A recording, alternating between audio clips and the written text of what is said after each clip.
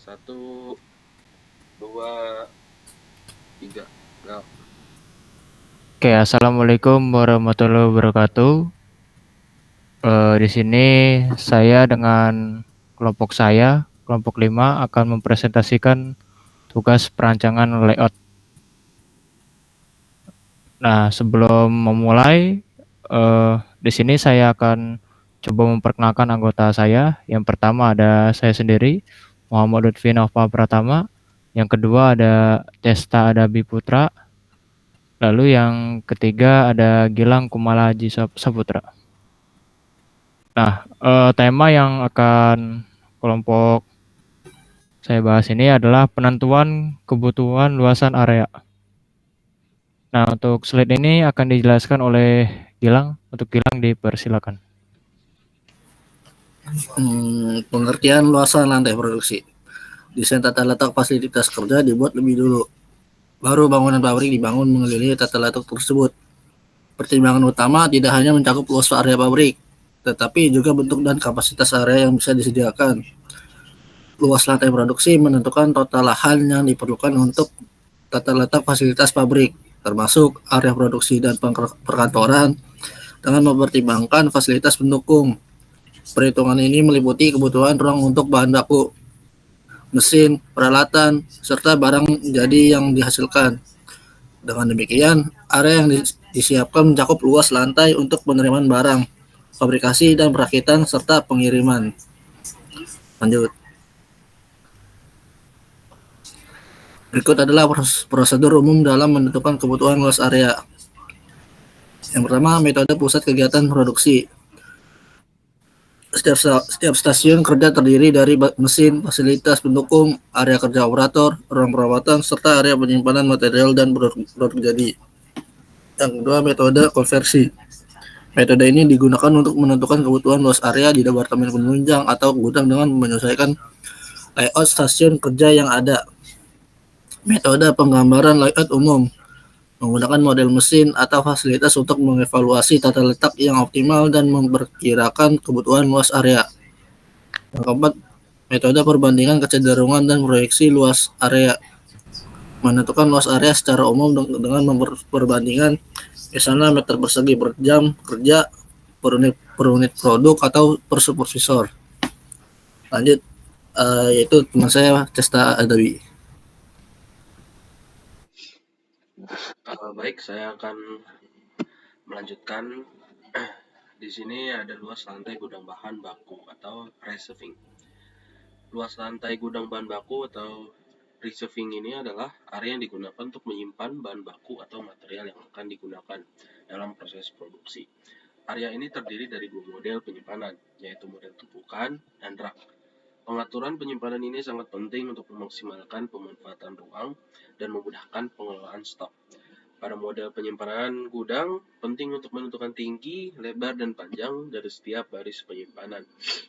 Tinggi baris menunjukkan berapa tingkat yang dapat dimuat dalam satu susunan. Lebar baris menunjukkan berapa baris yang bisa dimuat secara horizontal.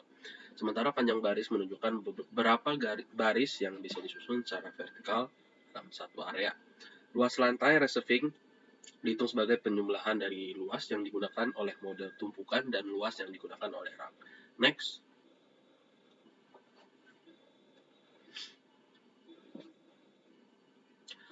Luas lantai shipping. Luas lantai shipping ini biasanya itu digunakan untuk kegiatan pengiriman barang jadi dari pabrik ke tujuan akhir, kayak pelanggan atau distributor. Area ini dirancang untuk menampung produk akhir yang telah selesai diproduksi, siap untuk dikemas dan dikirimkan. Pada area shipping, perlu diperhatikan ruang untuk penempatan barang jadi secara efisien, yang mencakup ruang untuk proses pengepakan, penyimpanan sementara, dan akses mudah bagi kendaraan pengangkut. Luas lantai ini juga harus mempertimbangkan alur pergerakan barang agar proses pengiriman dapat berjalan lancar dan cepat tanpa mengganggu aktivitas produksi lainnya di dalam pabrik. Next. Dan selanjutnya ada luas lantai perkantoran. Luas lantai kantor di dalam pabrik memerlukan perencanaan manajerial untuk memastikan semua fasilitas pendukung dapat beroperasi secara efektif. Saat merancang tata letak fasilitas, Perlu diperhatikan penempatan kantor, lift atau tangga, kantin, ruang alat, kamar mandi atau WC, serta sistem komunikasi seperti telepon, intercom, pusat komputer, ventilasi, dan AC yang membutuhkan area khusus. Perhitungan luas lantai kantor mencakup beberapa bagian utama, yaitu ada beberapa nih. Yang pertama ada bagian umum, meliputi area yang melayani seluruh pabrik, seperti tempat penyimpanan alat, ruang perbaikan, ruang rapat, dan ruang tunggu. Yang kedua ada bagian produksi, area yang mendukung organisasi produksi, termasuk ruang teknik industri dan quality control. Yang ketiga ada bagian personil, menyediakan fasilitas bagi karyawan seperti klinik kesehatan, kantin, kamar mandi, parkir, dan taman. Yang keempat ada bangunan fisik, area untuk fasilitas fisik seperti peralatan, utilitas, dan garasi. Perencanaan yang tepat dari luas lantai kantor ini memastikan kelancaran operasional serta kenyamanan karyawan dan manajemen. Selanjutnya bisa dilanjut oleh Muhammad Lutfi. Oke, baik, terima kasih Cesta atas penjelasannya. Berikutnya di sini akan saya ingin mencoba menjelaskan. Nah, ini merupakan contoh perhitungan luasan ya. Nah, ini luasan lantai ya. Ini terdiri tumpukan receiving komponen utama. Nah, ini nama komponennya ini kap mesin ya. Nah, ini hari kerja itu 6 hari ya, 6 hari per minggu. Nah, ini jam kerjanya ya 7 jam per hari. Nah, ini material per 5 hari ya. Nah, ini produk per jam ya, dikalikan 5 hari dikalikan 7 jam. Nah, ini totalnya ya, total yang dihasilkan adalah 15.680 unit ya. Nah, ini volume unit ya, P kali L kali T ya. Nah, ini rumusnya.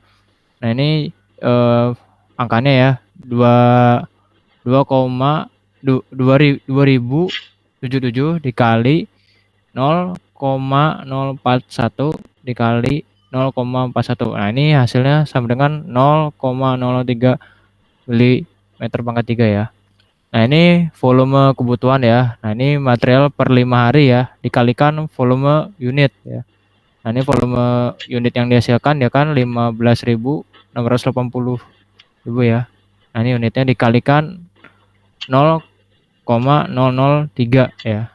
Nah, ini sama dengan hasilnya 47,04 meter pangkat 3 ya.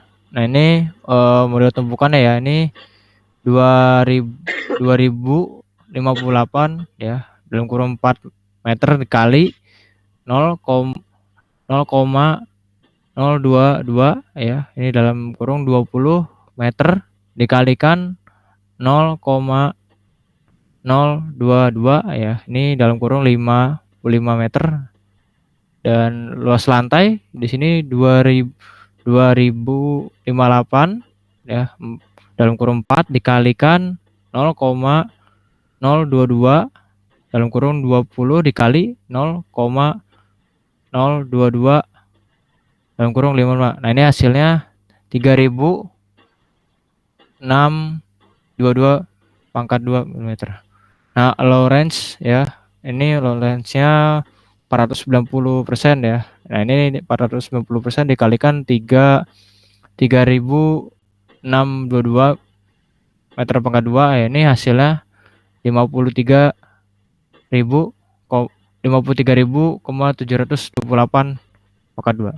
Nah, ini total luasnya Lowlands ditambah luas lantai ya, 3.622 ditambah 53.728 ya.